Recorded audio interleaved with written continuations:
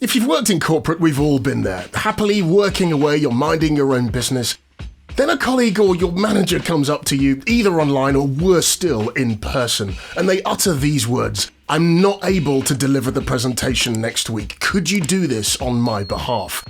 And before you control the next set of words that exits your mouth, you've been cornered and you've signed up to delivering somebody else's presentation on their behalf. You weren't expecting this when you first walked into the office or first logged on. Now you want the world to swallow you up whole, which is completely understandable. Whatever the reason, stepping in can feel really daunting. However, with the right approach, you can deliver a confident, engaging presentation that does justice to the original author and resonates with your audience. Before you do absolutely anything, the first step is don't panic. Let me now take you through the remaining 5 key steps to ensure you're fully prepared to own it. So, as is customary on the channel, grab a cup of something good and let's get started.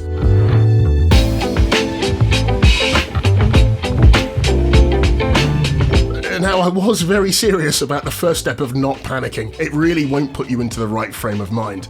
Now, this video was inspired by my friend Ian, who has to do exactly this in a few weeks from the time of putting this video together. We were both returning from a business trip to Amsterdam recently when he asked me what would I do if I were in his situation. So I thought, you know what, I'll share the wealth and create a video. Now, I've done this several times before and came up with a system that I believe absolutely works. It certainly works for me. So following the first step of not panicking, here are 5 actual steps to nail somebody else's presentation as if it was your own. Step 1 is understanding the pack mess. Yes, pack mess.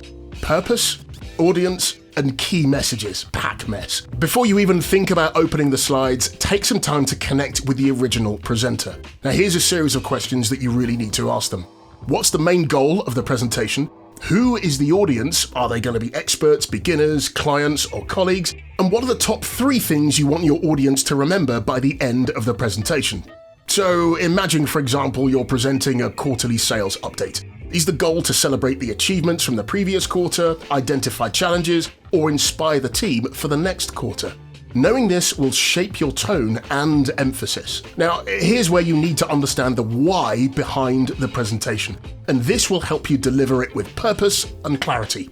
One thing I always insist on if I'm going to present somebody else's content is I will always set up a virtual call and ask them these questions, and probably more to be fair. Get them to walk you through the slides as if they were presenting it, and this is your chance to really get context. Maybe there's a story behind a particular chart, or there's a point that really does need emphasis. In my experience, this is invaluable, especially if you're not an expert on the topic. Now here's a bonus tip. Record the call. Both video and the transcription. You can then come back to it later on and you probably will need to refer to it, so it's a good idea to make sure that the call is recorded. For whatever reason, if you're not able to get them on a call, get them to share notes for the entire presentation flow. If they want you to present on their behalf, they're going to have to put some skin in the game to help you prepare. Step 2 is to know the content inside out. Once you've had a chance to understand their perspective and their context, start by reading through the slides and start putting down some scripted notes. Now don't skim on this bit. Look for the story the presentation is telling. What's the flow? Where are the key transitions? Are there any data points or specific visual elements that need extra explanation? You may need to go through this a few times, and that's perfectly okay. Read through any speaker notes or background information as well. Doing this gives you the opportunity to write out how you would explain each point in your own words, as this will help you internalize the content and, more importantly, make it your own. Only at this point do you move on to step 3, which is to personalize and prepare your delivery. Remember, you don't have to mimic the original presenter. In fact, trying to imitate somebody else can come across as a little bit inauthentic. Instead, adapt the language and examples to your own style. Lean into your fully authentic self. For instance, if there's a technical concept or something like that that's slightly abstract, I would think about how I would explain it to a 5-year-old. Can you use a metaphor or a real-life example? Maybe a brief story from your own experience to make the content much more relatable. Move the slides around should you need to, and hide some slides as well. Remember, you're owning this delivery, so make the flow make sense. Also, intentionally lose any jargon. If your audience isn't familiar with certain terms, simplify them. The goal here is to make the material accessible and engaging, and always explain any TLAs. If you don't, you run the risk of losing your audience at that hurdle. Just like I've done now, for example. A TLA is a 3-letter abbreviation. Now that I've got you back with me, the last point for step 3 is to plan your introduction, and it could be something as simple and honest, something like, "Hi, I'm Norf, and I'm stepping in for Tony, who unfortunately can't be with us today. However, I'm really excited to share these insights with you." Doing something like that sets a really positive tone and builds rapport. I know most of us didn't like maths in school. However, I'm going to share a mathematical principle that always works in these situations. P equals plus P. In other words, if we're considering this as step 4, practice makes positive progress. This principle really does come into its own, especially when you're presenting somebody else's content. Making the time to practice your delivery is just as important as the other steps.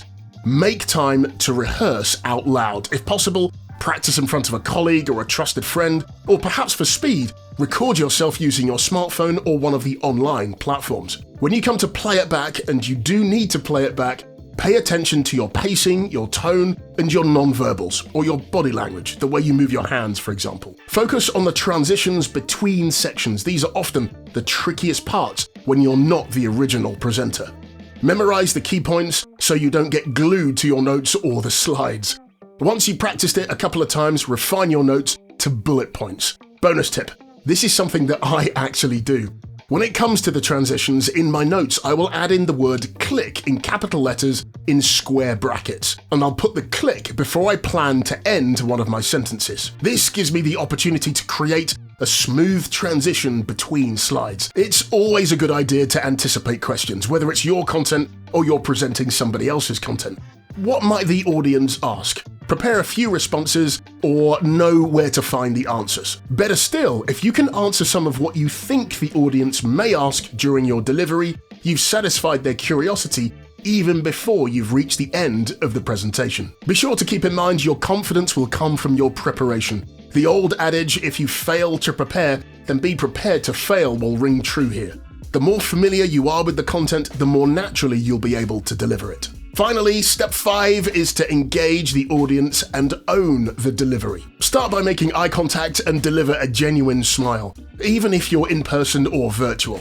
If you happen to be virtual, be sure to look straight down the barrel of the camera during your brief introduction, which you would have practiced, right? You may not be used to presenting virtually, so grab a post-it note and on that post-it note write "look here" and put that next to the lens. This will help you project positive energy, which helps put everyone at their ease. Invite interactivity from the outset. You want people to walk away differently to how they first showed up. For example, you might want to say something like, "By a show of hands, has anyone else experienced this challenge?" Or, "In the chat, can you let me know what your thoughts are on this approach?"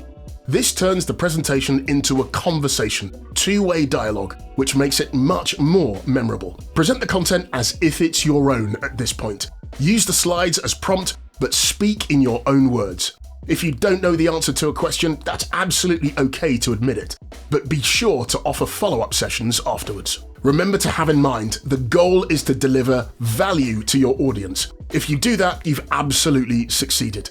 With solid preparation and a positive attitude, you can turn this challenge into an opportunity to showcase your adaptability and communication skills, which others will view in a positive light. And who knows, this could open up more opportunities for you in the future. What other tips and tricks would you add to this? Let me know in the comments, and whilst you're leaving a comment, be sure to like and subscribe if you found this video valuable. Let me know how your preparation and delivery goes. I'd be keen to know. But that's it for this video. Thank you so much for watching, and I'll see you next time.